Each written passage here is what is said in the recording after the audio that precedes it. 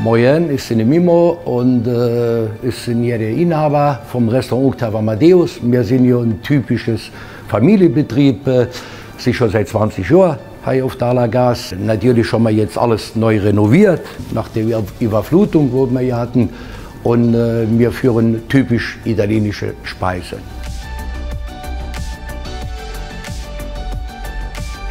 Wie ihr seht, haben wir das Ganze renoviert, auch die Küche, Pizzeria. Unser Highlight ist unser Steinofenpizza, wo auch natürlich jeder Gast reinschauen kann. Die Küche ist offen, also alles fürs Publikum offen. Jeder kann mal ruhig reinschauen.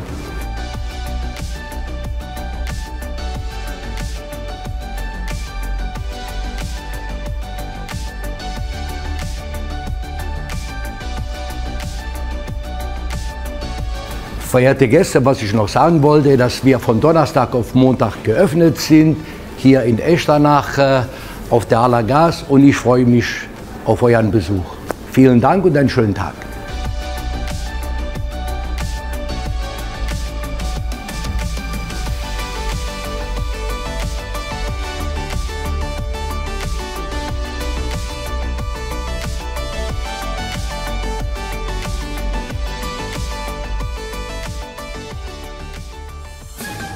Echternach, eng stader Bewegung.